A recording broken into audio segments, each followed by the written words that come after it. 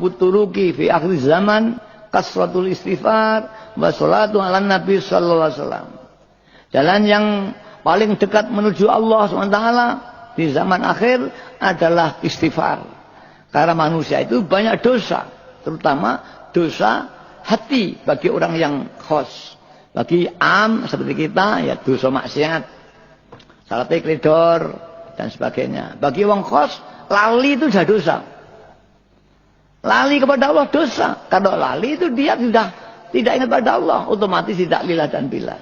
Maka istighfar. Wa sholatu ala nabi sallallahu alaihi wasallam. Dan membaca sholawat. Li'anha tu'radu, karena sholawat itu tu'radu, dihaturkan oleh malaikat. Ya Rasulullah, ini ada umatmu yang membaca sholawat, yang ingin usul kepadamu. Fayusallillahil musalli. Kemudian Rasulullah berdoa untuk orang yang membaca salat ketiganya. Ma hajatuka ya umati? Apa hajatmu? Fa idza hajat dunya, Rasulullah berdoa untuk dunia. Wa idza hajatul akhirah, Rasulullah berdoa untuk akhirat. Ini ittifaq. Maka Mbah Yai Majid mengajak dengan sholawat. Maka alhamdulillah amal sholawat waidah saat dibaca, kalau terus hatinya makin tenang, makin mudah ingat kepada Allah SWT, makin mudah lillah dan billah. Dan alhamdulillah mereka yang sungguh-sungguh mengamalkan dengan serius, insya Allah bahkan hanya ya Sayyidi ya Rasulullah diijabahi ketenangan hati. Bahkan apabila ada hajat-hajat duniawiyah, apa itu penyakit, apa itu rumah tangga, apa itu ekonomi, ijabah. Maka mengapa rahasianya? Fatwa Hidayah dengan relatif pendek, pengamalnya cepat sekali. Ini saya buka. Wahidah itu paling baru, paling muda, baru sekarang 53 tahun. NU itu tahun 26, Muhammadiyah tahun 12. Ya, Syarikat Islam tahun 12. SDI tahun 8 ya, saya lupa. Muhammadiyah tahun 12. Mengapa? Karena ini menawarkan suatu menawarkan kepentingan. Jadi mau ngajak orang ini, jangan memberikan satu hanya janji-janji saja, tapi menawarkan sebuah kepentingan realita. Insya Allah ini sistem dakwah yang paling efektif. Seperti kata Pak Edi, kita harus memberikan betul-betul kepada umat apa janji Pak Edi nanti setelah bupati. Itu nanti yang diharapkan. Begitu dakwah. Ya, kita umumnya hanya menyampaikan kata orang-orang yang masih nakal. Anggap Pak Yai dendeni tok warga neraka itu. Butuhku enggak itu. Apalagi kalau misalnya maafnya aja, dunia pelacuran. Kamu jangan melacur. Aku mangan tuh bagaimana? Enggak boleh. Mereka berkata itu. Maka tidak ada satu nabi pun yang tidak diberi mukjizat. Lek kowe nabi tenan, aja mbok dendeni neraka. Mbok emeng swarga, butuhku saiki. Nah itu. Maka Rasul berdoa. Karena ijabahnya halal. Kebutuhannya terijabahi. Insya Allah dengan cara ini mudah. Dan alhamdulillah kita semua merasakan malam itu ya. Butuh apa? Ya Sayyidi ya Rasulullah. Ya. Maka Pak Edi dan saya, ya Sayyidi Pak Edi. Pak Ibu Endah tak ceritakan. Ya mau caca ya Sayyidi ya Rasulullah. Tariqul Khar datang saya ya Sayyidi. Emil Darda ya Sayyidi. Arifin ya Sayyidi. Pak Erin Bitar ya Sayyidi. Nah, itu alhamdulillah banyak yang jadi. Dan sebagainya. Nah kita semua merasakan. Tapi kadang-kadang kita dimanja oleh Allah. Satu saat kita dicoba oleh Allah. Supaya apa? Supaya kembali. Luharal fasadu fil barri wal bahr. Telah datang kerusakan. Bencana alam dari laut, dari udara, dari tanah berupa lindu, tsunami. Ini semua akibat kita yang melupakan kepada Allah. Berpaling dari Allah. Itu ada di Quran. Man a'raba an dzikri fa inna lahu ma'isyatan dhanha. Barang siapa berpaling dariku, fa inna lahu ma'isyatan dhanha, maka dia akan mengalami kesesatan, keserutan masalah kehidupannya. Berpaling dalam arti bahasa mengong, mungkuri kepada Allah, arti bahasa. Tapi karena ini bukan hubungan kita sama manusia, berpaling tafsirnya tidak. Meninggalkan apa yang diperintahkan Allah. Meninggalkan apa yang diwajibkan Allah. Meninggalkan apa yang dituntunkan Rasulullah. Bahkan melakukan apa yang dilarang oleh Allah dan Rasulnya. Inilah tafsir an-dzikri. Berpaling dari ingat kepadaku. Ini bagi masyarakat apa? Bagi orang khas, lupa itu sudah a'radhu an dzikri. Berpaling dari Tuhan. Yang asalnya ingat Allah menjadi ingat yang lain. Asal melihat Allah, hadir hatinya pada Allah, hadir yang lain. Ini a'rad. A'rad an dzikri, berpaling dari ingat kepadaku. Ingat hati, ya ingat hati. Ingat fi'liyah, ya dia ibadah. Ingat ada ikat qauliyah, ya dia zikir Allah, Allah, Allah. Niki ingat aqwaliyah atau qauliyah. Ingat qalbiyah, hatinya terus zikir sirri, ya. Bahkan zikir qalbi. Ingat af'aliyah, dia ibadah pada Allah. Dia sholat, dia mujahadah. Ingat ada tiga. Ingat af'aliyah, ingat qalbiyah, ingat aqwaliyah.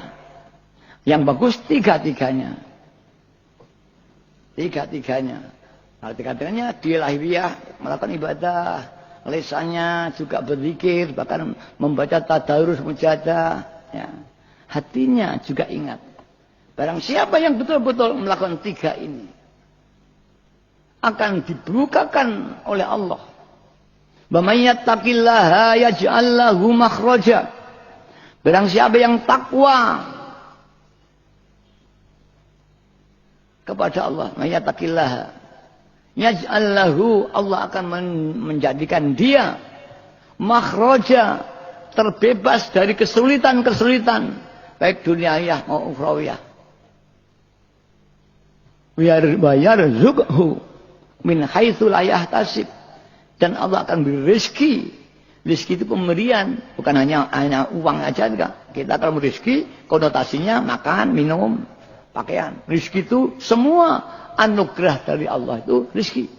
Rezeki ilmu, rezeki ketentraman, rezeki kekayaan, rezeki jabatan seperti ini rezeki semua.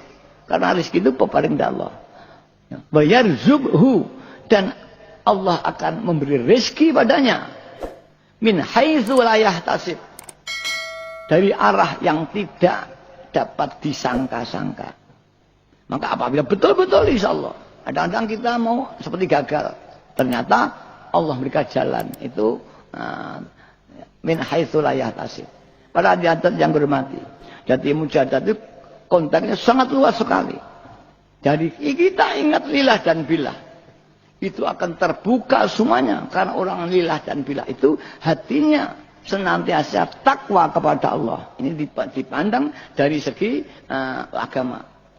Kalau dipandang dari segi orang ahli tenaga dalam, dia terus meditasi. Kata Deddy Corbuzier, dia orang meditasi, konsentrasi, dan arahnya bukan kepada Allah. Kadang-kadang alamnya pada alam. Hipnotis misalkan, konsentrasi. Arahnya kepada benda, tanah, pohon yang besar, bahkan kepada matahari, ya, pada kekuatan gaib yang lain.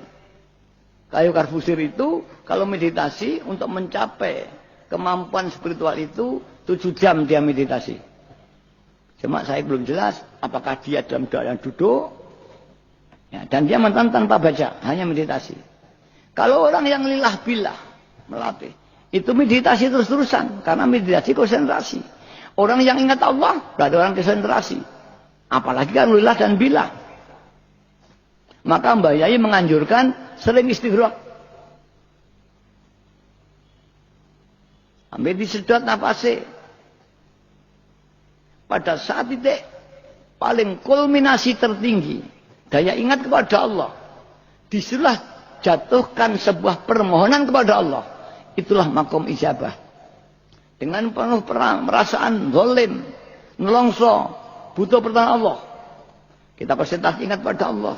Ya Allah, seorang yang zalim, saya ini terus merintih.